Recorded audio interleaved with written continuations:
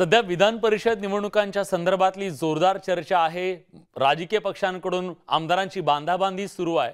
गेल्या विधान परिषदेच्या निवडणुकीच्या वेळी राज्यातलं सरकार कोसळलेलं होतं त्या निवडणुकीच्या नंतर, आणि आता पुढच्या काळामध्ये विधानसभेच्या निवडणुका होणार आहेत। त्या दृष्टीने विधान परिषदेचा हा आखाडा अतिशय महत्त्वाचा आहे। कोण कुणाला चेकमेट करते जाणून घेणार आहोत या मॅजिक वॉलच्या माध्यमातून। आणि ही मॅजिक वॉल काय सांगते, तर मॅजिक वॉल सांगते डेंजर झोन मध्ये कोण आहेत। डेंजर झोन मधले हे खेळाडू जे उद्याच्या मैदानात उतरणार आहेत त्याच्यातले सगळ्यात पहिले आहेत राष्ट्रवादीचे शिवाजी गर्जे, राष्ट्रवादी शरद पवार पुरस्कृत जयंत पाटील, शिवसेना उबाठाचे मिलिंद नार्वेकर, भाजप पुरस्कृत सदाभाऊ खोत यांचं भवितव्य उद्या ठरणार आहे, कारण हे डेंजर झोन मध्ये आहेत। पण ही सगळी निवडणूक नेमकी कशी होते, विधान परिषदेचा फॉर्म्युला कसा ठरतो, सूत्र काय, हे सगळं तुम्ही या मॅजिक वॉलच्या माध्यमातून जाणून घेणार आहात। एवढं बघितलं तर तुम्हाला विधान परिषद निवडणूक काय हे समजून जाणार आहे। तर आपल्याला कसा ठरतो मतांचा कोटा, सातत्याने तुम्ही ऐकताय की मतांचा कोटा इतका आहे, पण तो कोटा ठरतो कसा आपण समजून घेऊया। विधानसभेचे सगळे आमदार हे या निवडणुकीमध्ये मतदार असतात विधानसभेचे।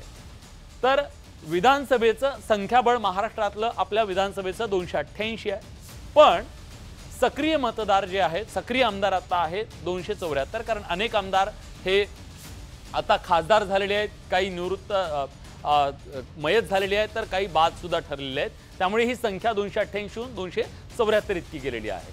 हा कोट्याचा फॉर्म्युला नेमका काय आहे तो आपण जरा समजून घेऊया। बघा, थोडंसं इंटरेस्टिंग आहे, ज्याला इंटरेस्ट असेल। एकूण 11 जागांसाठी सध्या निवडणूक होतीये, तुम्हाला माहिती आहे।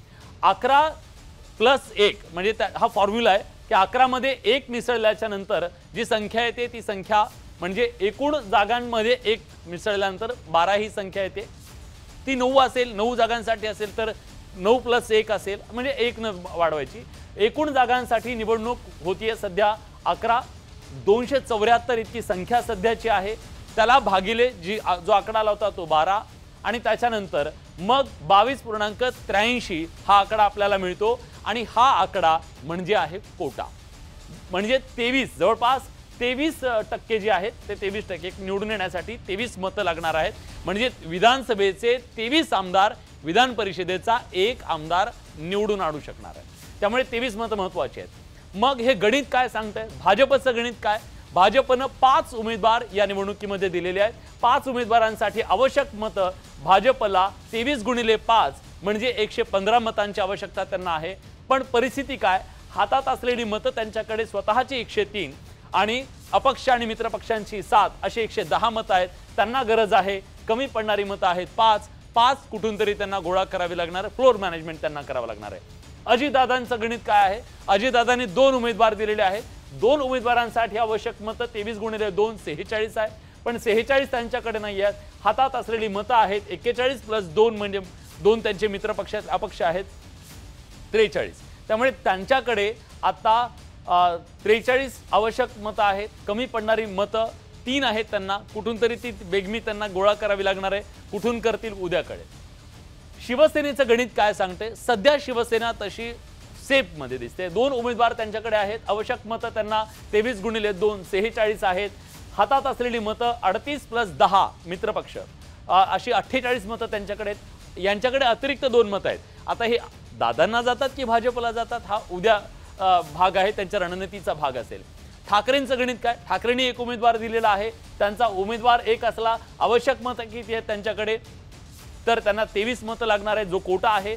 हातात असलेली मतं किती आहेत, 15 + 1 म्हणजे 16 मतं त्यांच्याकडे आहेत, कमी पडणारी मतं आहेत तर 7। आता मिलिंद नार्वेकर जे आतापर्यंत पडद्यामागचे सूत्रधार राहिलेले आहेत, अशी सगळी गणितं जोडण्यात माहीर आहेत।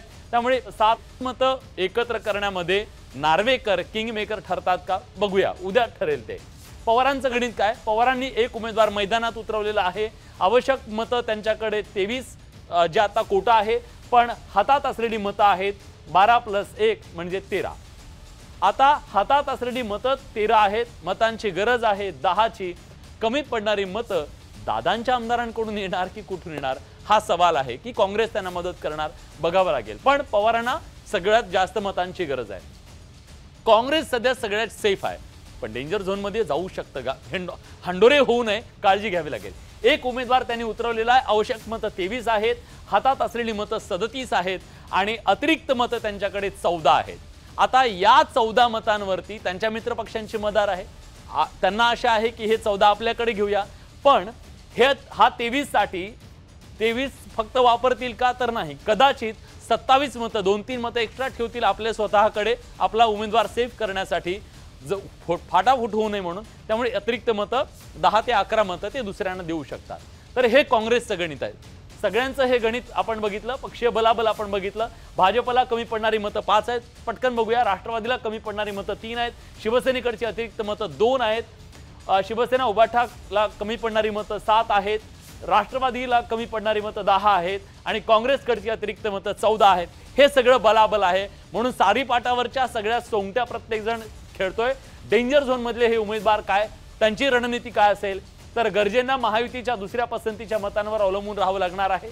काँग्रेसच्या अतिरिक्त मतांवर आणि पवारांच्या खेळीवर जयंत पाटलांची मदार आहे। तर तिकडे वैयक्तिक संबंध आणि पडद्यामागचा सूत्रधार ज्याला आपण म्हटलो ते मिलिंद नार्वेकर बाजी मारतात का, यावर सगळ्यांचं लक्ष असेल। सदाभाऊ खोत यांची सगळी मदारच आहे ती भाजपवर आहे, त्यामुळे मॅनेजमेंट, भाजपचं मॅनेजमेंट त्यांना विधान परिषदेमध्ये पोहोचवतं का, त्यांना आमदार करता पाहावं लागेल। पण उद्याच्या निवडणुकीच्या नंतर करणार आहे आकडे खरंच कुणाकडे किती आहेत, आणि तीच असणार आहे पुढच्या विधानसभा निवडणुकीची रणनीती सुद्धा आणि त्याचा फैसला सुद्धा। त्यामुळे उद्याच्या निवडणुकीकडे सगळ्यांचं लक्ष असणार आहे। प्राजक्ता, निश्चित